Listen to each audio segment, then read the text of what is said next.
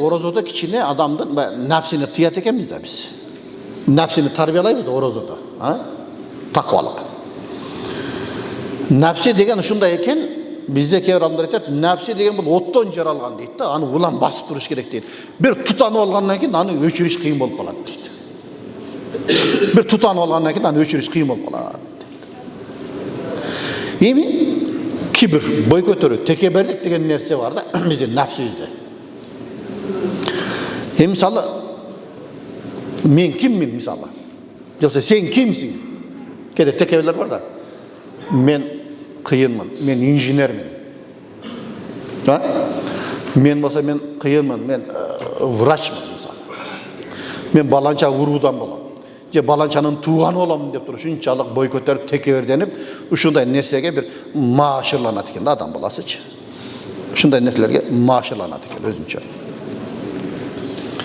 Misali, keyirler men kıyınmın dediyse, kıyın bolsam, köp bolsa 100 kilo alıp dursun da. 150 tonnalık kitler var yaşadı. Balası 5 tonna alınç. Men kıyınmın degenler var. Sen kıyın bol, sen pil çelip çıkalbaysın. Pil misali 5 tonnadan 12 tonnaga çeyil eken. Balası 100 kilo eken. Sen pildin balası menenle bir deysin 100 kilasın. Misali da. Boy kötere turanda biz kimbiz? Misali, dünyada kançalgan alimler var. Misali, janakı jer ilimin ijildegen 1000 күчтүү ученыйлар болсо дагы жер титирөөнү алдын ала биле албайт экен да. Кызыл диплом менен бүткөн адам дагы качан жер титирейт аны биле албайт экен да. Бирок биз жаман көргөн эшек 25 минутта мурда билет экен жер титирөөнү. Карасаңыздар. 20-25 минутта эрте кыжалап калат экен жер титирген ошол эшек билет экен да. Biz nege boy көтөрөбүз мисалы? Ушундай зат экенбиз да biz. Boy көтөргөнүбүз менен көп нерсени билбейт экенбиз, кыйындыгыбыз менен. Мисалы, өзүбүздүн илимибизге байланыштуу нерселерди биз түшүнбөйбүз, билбейбиз. Мен кыйын болсок дагы. Ошол себептен биз бой көтөрбөшүбүз керек. Мен киммин дебестен, мен Кудайдын бир пендесимин деген эмеге биз өтүшүбүз керек негизи.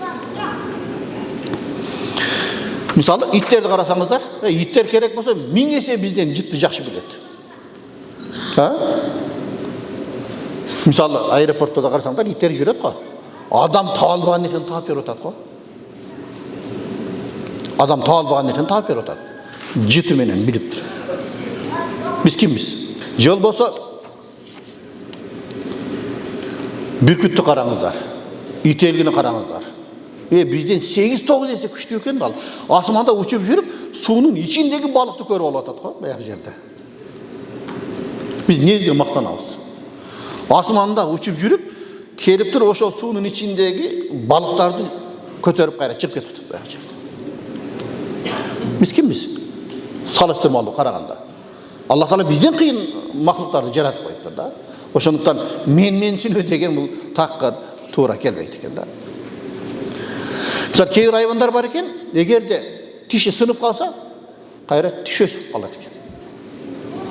Егер буты кол үзүлүп калса, кайра буты кол өсөт экен. Кана биздин тиш докторлор сразу өстүрүп бере албайт. Хирургдар сразу өстүрүп бере албайт да бизди. Көрбөйсүздөр, Кудайдын кудурети. Эми кээ бир курттар бар экен. Ортосунан бөлүп койсоң, башына куйрук өсөт экен, куйругуна баш өсөт экен дагы, экөөсү өзүнчө кетип калат экен. Мына Кудайдын кудурети. Biz ушунчалык алсыз зат экенбиз, пенде алсыз экенбиз да. Бир гана эмне, ошо нафсибизге шайтанга азгырылып, текебер болуп туруп, мен дей берет экенбиз да. Болсо азыр айттык, тиш боюнча. Катуудан тиш оорубасын, жумшактан ич оорубасын дейт. Тишиң ооруса эмне болот? Ичиң ооруса эмне болот? Ошол заматта кайтып кое албайбыз да биз. А бул жерде эмне? Егер тиши түшүп калса, тишини өсүп калат экен. Кол үзүлүп калса, кол өсүп калат экен мисалы. Бут үзүлүп калса, бут өсүп калат экен.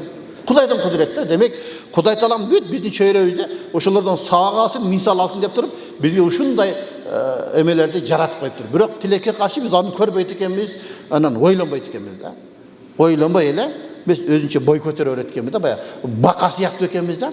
Бака көлчөктө отуруп алып туруп, Бүткіл алам менікі деп ойлайды екен да, баяғы жерде қарап тұрып, мына мен бүт бар мына сулардың бары менікі, мен көземелдеп тұрамын деп ойлайды екен да. Ал балшық та тұра, балшықтың ар жағында дария бар, көл бар, деңіз бар, океан бар, аны ойланбайды екен да, баяғы ойламасы да келбейді екен да. Біз ошо бақадай болып қалады екенбіз да баяғы жерде. Ошондықтан туғандар кішкене мындайбыз көз шаптырып ақыл иштете тұрған болсақ, біз алсызбыз, бой көтерімге тақарлы, біздің оқуымыз жоқ та негізі алып қарағанда. Эми мисалы мен өзім керек болса бала чакам баарыбыз Аллахтың қолындабыз. Қолынан еш нәрсе келбейді.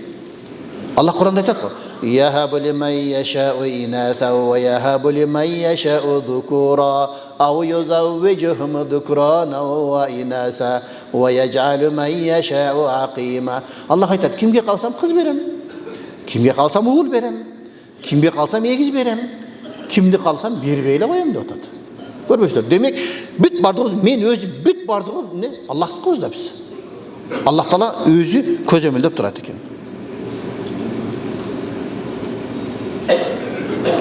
Мысалы, қарап көрсек, мен қиын болғаныңызбенен, мысалы бір кішкенекей қан еле ұйып тұрып, мейіздің бір тамырына тығылып қала тұрған болса, инсульт болып қаламыз. Кішкенекей бір қан ұйып қалсыншы, инсульт болып қаламыз. Памятың бүт бардығы кетеді, тәжірибаңның барысы кетеді, қолыңыздан еш нәрсе келіп өтіріп қаламыз. Демек, Құдайдың қолында екенбіз де біз. Мен қиындарды деді, көріп жүр өзім мысалы турау, қанша қиын, Құдай Тағала ушинтип не қылып қойды? Bir қанды ұйытып қойды, бір жеріне тақалып қалды, болды, памят кеткен. Тәжірибе жоқ баяғындай, біреуге назат айта албайды, сөйлей албайды керек болса. Ошондон туғандар, біз кішкене Құдай Тағаланы қарап жашағанымыз оң екен да. Құдай Тағала маған берді, барын біз ошоны шүгір қылып жашағанымыз оң екен.